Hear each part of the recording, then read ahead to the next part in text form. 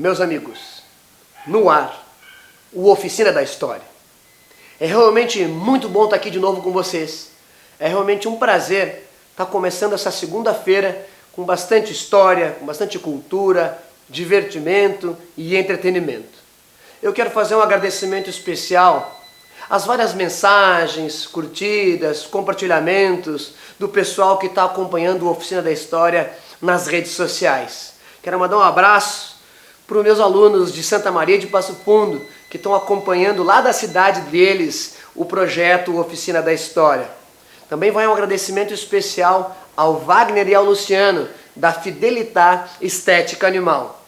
E também um abraço especial à minha querida amiga Marina de Davi, da Que Brigadeiro, que toda semana nos presenteia com os doces feitos pela Que Brigadeiro. Meus amigos, hoje nós vamos falar sobre o século XX. Nós vamos falar sobre os eventos que marcaram o século XX. O século XX é o século das guerras. É o período da nossa história onde toda uma geração, onde toda uma população vai crescer socialmente, politicamente, economicamente, através das guerras, destas várias guerras que marcaram o século XX. Se liga aí.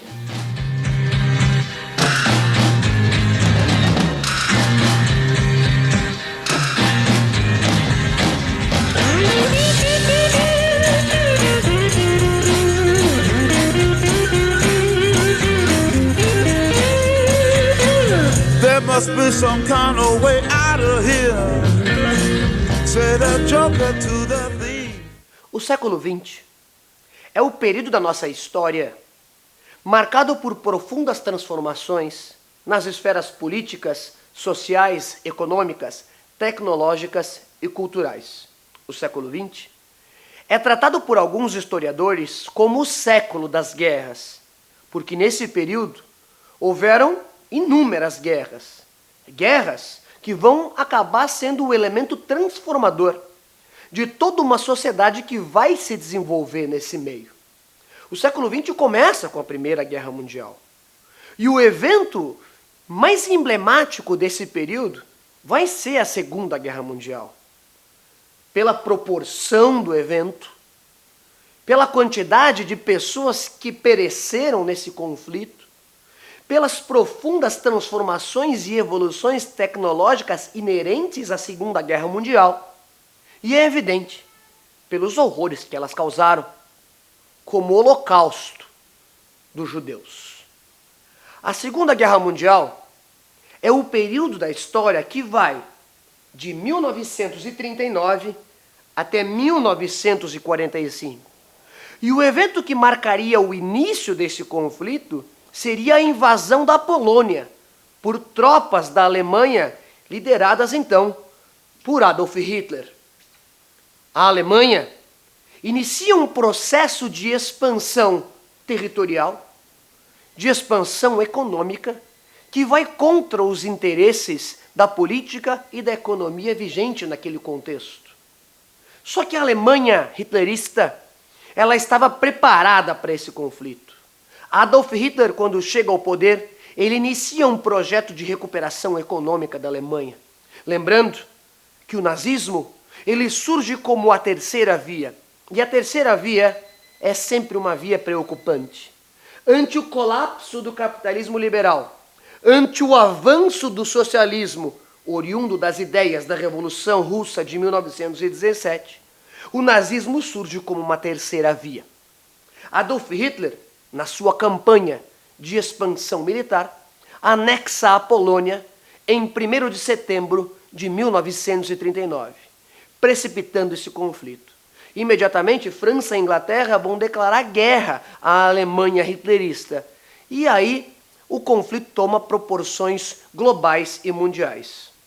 Ela é dividida historicamente, didaticamente, para facilitar a vida de quem ensina esse conteúdo, em 3 fases distintas. A primeira etapa vai de 39 até mais ou menos 41, quando o mundo assiste o avanço da Alemanha nazista de mãos amarradas, presos, Porque a Alemanha hitlerista ela vai usar uma estratégia chamada Blitzkrieg, ou guerra relâmpago, que vai ser o ataque combinado da força aérea, da infantaria, da artilharia, que vão tomar uma região em pouquíssimo tempo. Foi avassalador, foi um rolo compressor. A partir de 1941, a guerra perde o status de Europa. Ela para de acontecer unicamente na Europa, porque agora a gente tem o ataque japonês à base naval de Pearl Harbor, fazendo com que os Estados Unidos entrassem diretamente no conflito. Ao mesmo tempo, a Alemanha hitlerista invade a União Soviética, que estava sob o governo de Stalin. Essa frente oriental, essa frente leste da Alemanha nazista, no futuro, vai ser o tiro no pé. Vai ser o evento que vai enfraquecer toda a Alemanha nazista. Nesse contexto, então, nós temos dois blocos hegemônicos e, ao mesmo tempo, antagônicos. Os aliados, com França, Inglaterra, União Soviética e Estados Unidos, e todos os seus aliados. E do outro lado, o eixo, formado, então, por Alemanha, Itália e Japão. A segunda fase ela vai mais ou menos de 42 até 43, 44, quando acontece um equilíbrio de forças, quando o mundo começa a absorver melhor o impacto do avanço do eixo no mundo. Esse equilíbrio se dá basicamente pela entrada dos Estados Unidos e da União Soviética no conflito. A partir de 43, inicia a derrocada nazista. Nós temos alguns eventos que marcam essa transição. Primeiro, é a derrota da Alemanha na frente oriental. É a derrota alemã na batalha Operação Barbarossa, quando eles vão invadir a União Soviética. Eles são derrotados. Seria um duro golpe na Alemanha hitlerista. Um outro evento seria o dia D, a chamada Operação Overlord, quando então a maior operação militar da história vai desembarcar mais de 200 mil soldados nas praias da Normandia. 6 de junho de 1944. Essa batalha, essa épica batalha, está imortalizada no filme O Resgate do Soldado Ryan. E os eventos que marcariam o fim dessa guerra seriam as duas bombas atômicas. 6 de agosto e 9 de agosto. As bombas Little Boy e Fat Man, que são largadas pelos Estados Unidos nas cidades de Hiroshima e Nagasaki, com o objetivo de forçar a rendição do Japão, de forçar o fim dessa Segunda Guerra. Lembrando que a Alemanha já tinha sido tomada pela União Soviética em maio de 1945. O Japão vai vir a se render a partir de setembro de 1945. Os eventos, então, que marcariam o fim da Segunda Guerra Mundial, que marcariam o início dessa nova era, seriam as bombas atômicas de Hiroshima e de Nagasaki.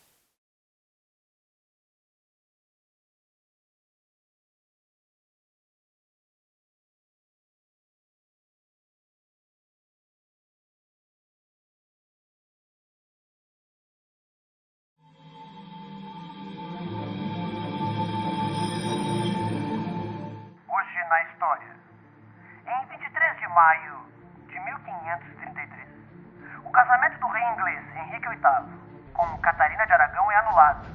O Henrique VIII ele vai romper com a Igreja Católica através do ato de supremacia, criando o anglicanismo na Inglaterra.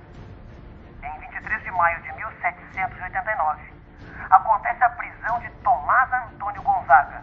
Tomás Antônio Gonzaga foi um dos líderes do movimento conhecido como Inconfidência Mineira, que vai acabar por ceifar a vida de Tiradentes. Em 23 de maio de 1846, o México declara guerra aos Estados Unidos. É a Guerra Mexicano-Americana. Em 23 de maio de 1915, a Itália troca de lado na Primeira Guerra Mundial e declara guerra à Áustria. Em 23 de maio de 1932, no Brasil, são mortos os estudantes Martins Miragaia, Drauzio e Camargo. Seria o evento que marcaria o início da chamada Revolta de São Paulo ou a Guerra Constitucionalista de 32, durante o governo provisório do presidente Getúlio Vargas. Hoje, dia do soldado constitucionalista em São Paulo. É dia da juventude constitucionalista. É dia internacional das comunicações sociais. E é o dia nacional da defesa das florestas brasileiras.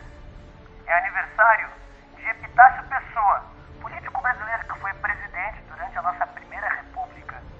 É aniversário também de Sacadura Cabral, em 23 de maio de 1881.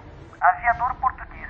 Foi o primeiro aviador a fazer a travessia transoceânica entre Portugal e Brasil. É aniversário de Rubens Barrichello. E por um acaso também é dia da tartaruga. É aniversário da morte dos criminosos americanos Bonnie e Clyde. E também foi o dia onde Himmler, o chefe da SS nazista, se suicida. Esse é o Hoje na História. Após a Segunda Guerra Mundial, o mundo vai ser palco de um novo conflito. O mundo vai ser palco de uma nova guerra. Uma guerra não declarada, uma guerra indireta. Uma guerra que vai dividir o mundo em dois grandes grupos. De um lado, os Estados Unidos, sob a tutela do capitalismo. E do outro lado, a União Soviética, de orientação socialista. Essas duas superpotências, elas vão buscar o controle de áreas de influência ao longo do globo. De influência econômica, de influência política, de influência social e inclusive de influência cultural. O conflito entre essas duas superpotências era redondamente inviável. Porque tanto a União Soviética quanto os Estados Unidos eram potências que já possuíam um arsenal nuclear imenso. Cara, esse aperta um botão aqui, esse aperta um botão lá, acabou o mundo. Acabou o mundo. É uma guerra de proporções atômicas. Tanto que perguntaram para o Albert Einstein na época, como vai ser a Terceira Guerra Mundial? Ele disse, olha, a terceira eu não sei como é que vai ser, mas a quarta eu lhes garanto que vai ser com paus e pedras. Ou seja, a proporção desse conflito era bíblica. Era uma hecatombe nuclear. Então, devido a essa inviabilidade, esses países vão acabar influenciando conflitos locais e regionais. Como é o caso da Guerra da Coreia, que vai ser o primeiro grande conflito armado pós-Segunda Guerra Mundial. Como as guerras de independência dos países africano e asiático nesse período da Guerra Fria. Lembrando, né, que a Guerra Fria vai imediatamente do fim da Segunda Guerra em 1945 até a desintegração do bloco soviético em 25 de dezembro de 1991.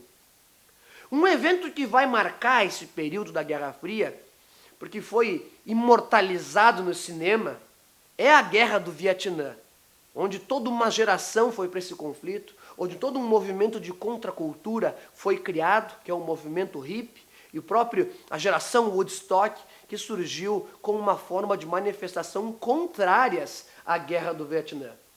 Essa parte de cultura, essa parte do cinema, essa parte que envolve a transformação da sociedade, são elementos característicos desse período. E agora eu vou dar um toque para o meu colega, Daniel Dutra, que vai bater esse papo com vocês. Dani, vai daí. Beleza, Max, tudo bem? Muito legal estar aqui para falar contigo, dividir contigo esse assunto, para a gente falar um pouquinho sobre Guerra Fria, que é um assunto que a gente normalmente aprende lá na escola e de uma forma mais voltada para a decoreba, para as datas, para aqueles conteúdos que caem nas provas de vestibular. Quando eu pensei nesse assunto, Guerra Fria, quando tu me fez esse convite, eu decidi que eu ia trabalhar um pouco mais uma outra área, uma área mais voltada para produção de entretenimento, para a área do cinema.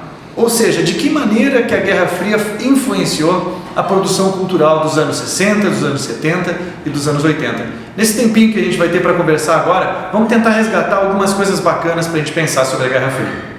Em primeiro lugar, a gente tem que imaginar, tem que tentar se colocar no lugar das pessoas que viveram esse contexto de Guerra Fria, que envolve vários aspectos. Por exemplo, o medo de uma guerra nuclear. Tem noção do que é o medo de que a qualquer momento pode estourar uma guerra que vai acabar com o mundo? Imagina como é que isso pode mexer com a mentalidade das pessoas.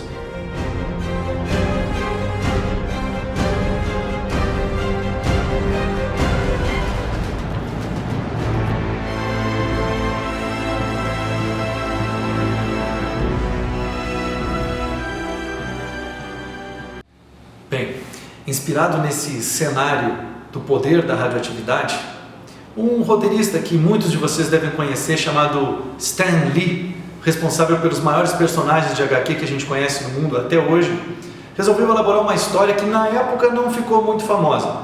A história de um cientista que andava fazendo pesquisas e que depois de um acidente em seu laboratório sofreu algum tipo de mutação e que toda vez que ele ficava com raiva ou nervoso, ele se transformava num ser descontrolado.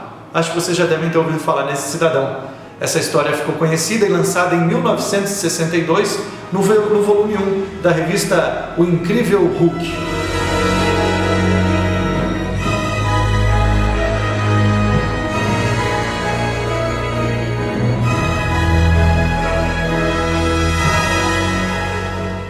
Os adoradores de HQ sabem muito bem que o Incrível Hulk está muito mais para um anti-herói do que herói.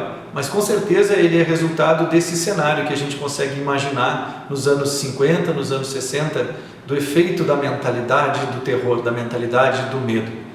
Muito bem, esse é apenas um dos personagens gerados pelo contexto da Guerra Fria. A gente não pode esquecer que um dos aspectos fundamentais numa época como a Guerra Fria é a guerra ideológica.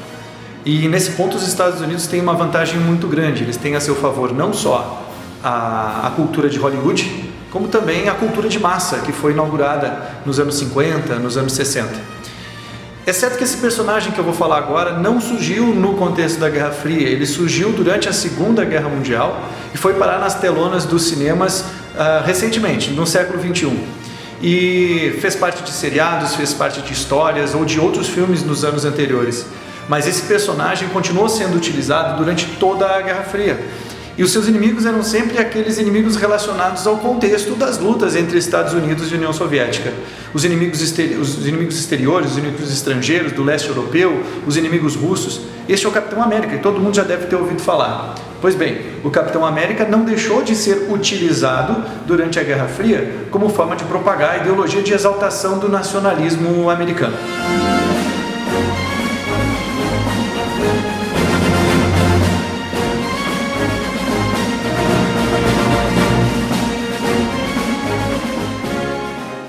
E se a gente resgatasse a história de um playboy que viveu a vida, curtindo a vida loucamente, mas que acabou investindo pesado no armamento de alta tecnologia.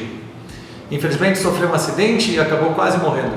A história dele continuou e ele acabou virando um prisioneiro de rebeldes asiáticos. E aí ele acaba sendo meio que obrigado, pressionado a construir uma super máquina, um super soldado, um exoesqueleto capaz de voar, capaz de destruir tudo pela frente. Vocês devem saber de quem eu estou falando, né? Esta é a origem da história do Homem de Ferro.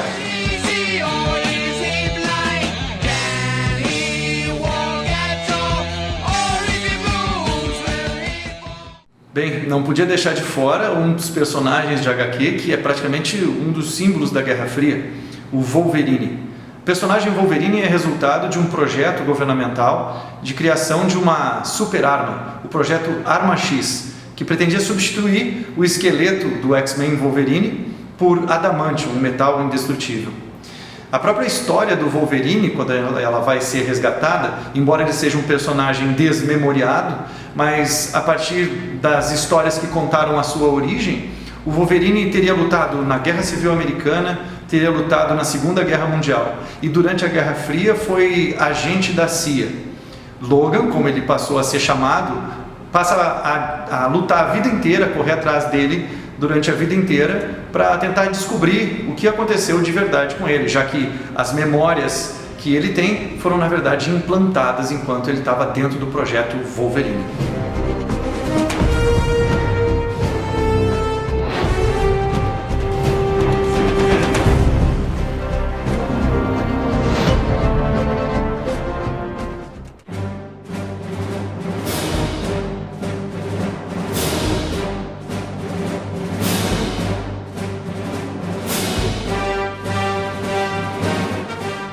A série Star Wars não é exatamente inspirada na Guerra Fria, mas ela deu muito pano para manga. Durante os anos 80, o presidente Ronald Reagan resolveu apelidar essa nova fase da Guerra Fria de Guerra nas Estrelas, basicamente porque é um período da história da Guerra Fria onde tudo acontece na estratosfera, através de satélites, mísseis de longo alcance. Sem contar que é um prato cheio para jogar para a União Soviética o lado negro da força. Bom, Max, é isso aí, né? A gente sabe, na verdade, que a Guerra Fria não é só entretenimento, não é só diversão. Na verdade, a Guerra Fria é um período sério da história da humanidade, onde realmente a gente correu o risco de um cataclisma, de um fim de mundo. A gente tem que pensar que as grandes autoridades, as grandes cabeças que comandavam o planeta, tinham o destino da humanidade nas suas mãos. E a gente tem que levar a sério esse assunto, sim. A gente passou por conflitos indiretos usados pelas duas potências, a capitalista e a socialista, que provocaram centenas, milhares de mortes na Ásia, na África. Todo o contexto de descolonização da África também está totalmente contaminado pelo cenário da Guerra Fria.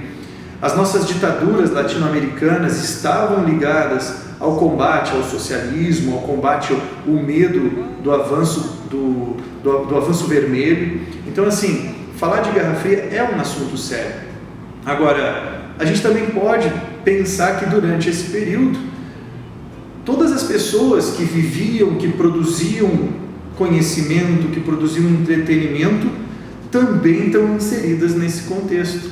E elas vão naturalmente ser contaminadas por essa forma de pensar.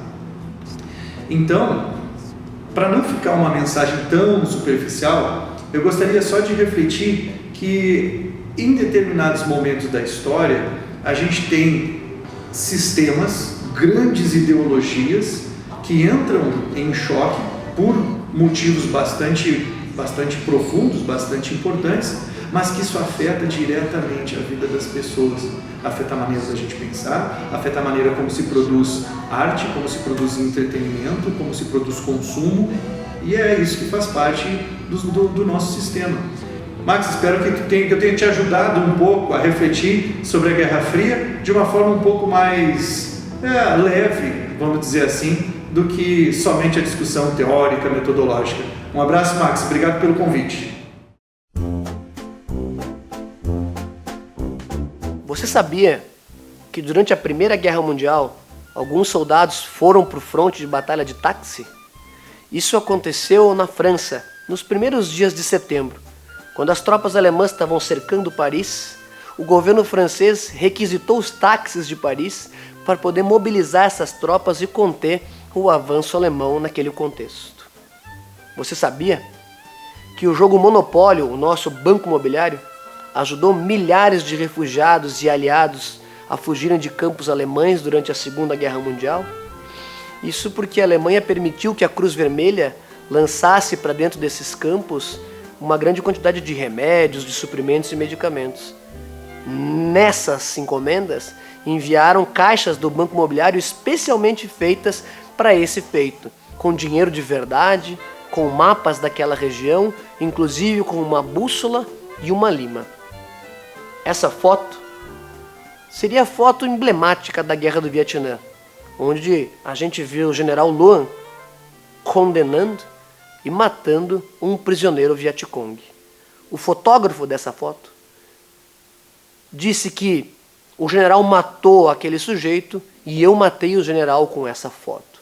O que acontece, que muita gente não sabe, é que esse sujeito ele tinha sido preso porque botou uma bomba em uma repartição pública, matando dezenas de pessoas.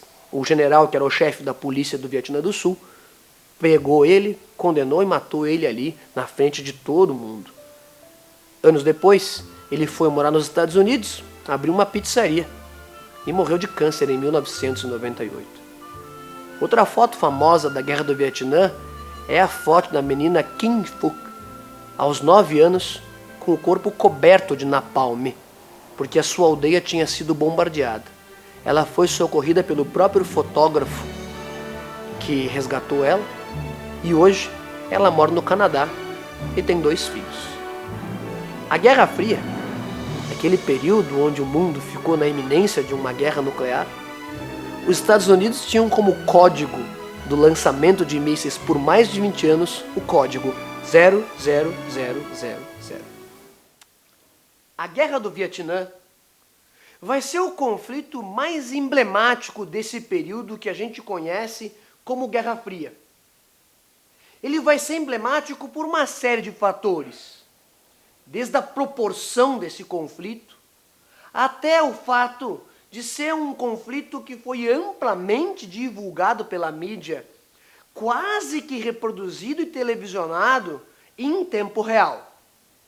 A Guerra do Vietnã é um conflito que começa em 59 e termina mais ou menos em 75, 76 na verdade, quando o Vietnã se unifica. As batalhas vão acontecer na região do Vietnã do Norte, Vietnã do Sul, Laos e Camboja. Essa região do Vietnã foi uma colônia francesa por muito tempo. E durante a Guerra da Indochina, ficou acertado que ele seria dividido em dois países. O Vietnã do Norte, sob a liderança de Ho Chi Minh, com o apoio indireto da União Soviética, e o Vietnã do Sul, uma espécie de ditadura militar, com orientação capitalista e o apoio direto dos Estados Unidos.